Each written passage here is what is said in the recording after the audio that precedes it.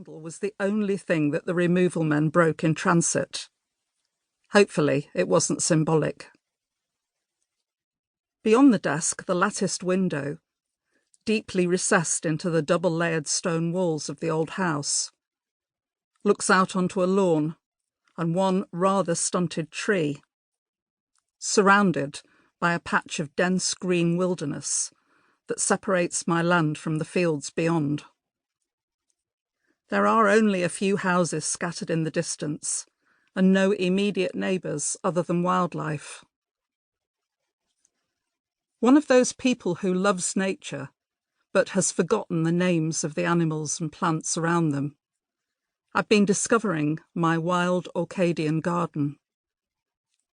Some of the flowers are familiar from childhood, once carefully pressed between the pages of an exercise book for school.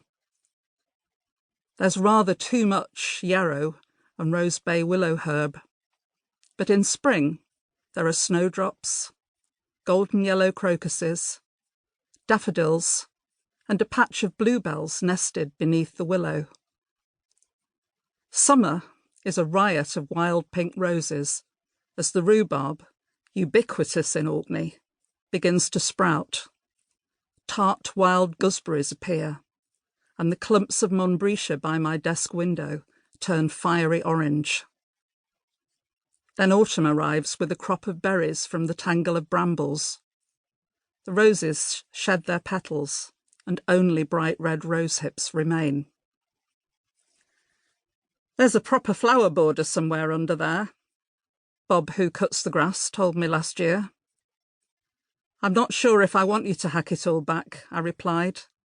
However, the rose bush has spread so much, I feel like the sleeping beauty hidden from the world behind a forest of thorns. It's a curiously still day, which means the squadron of flies, which patrols the back of the house in the lee of the breeze, will be out in force. It has been raining in the night, and the flagstones are still wet. The sky is grey, but across the valley, behind the low hills, I can see the purple mass of Hoy catching the sunlight from the east as it emerges from mist.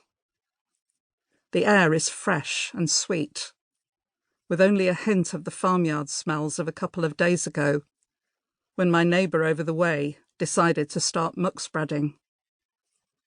I made the mistake of hanging out my bed linen on the line, only to have to launder it again.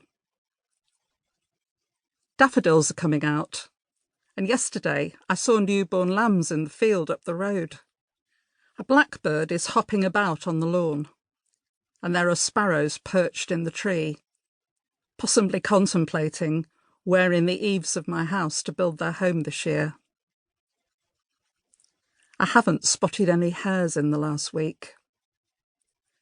When you've been here a while, you'll start to see them everywhere, my friend at the neighbouring farm told me the other day. But I haven't reached that point yet. Last autumn, when the weather suddenly turned foul and a storm swept in from the Atlantic, I spied a young hare sheltering outside the back kitchen window behind the house, crouched low, with its long, black-tipped ears resting on its back.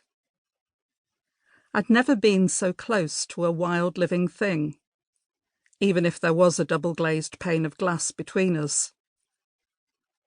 Every time I went to boil the kettle to make a mug of tea, I said, "Hello."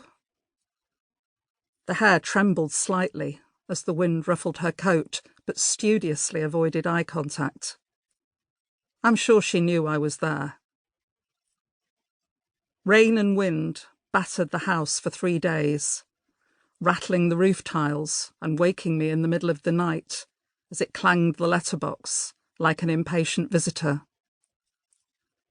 When it eased off on the third morning, the hare stood on all 4 legs, shook herself, lolloped gingerly to the corner of the garden, and, a few moments later, was gone. I missed her company. A psychiatrist, which is what I was for more than 30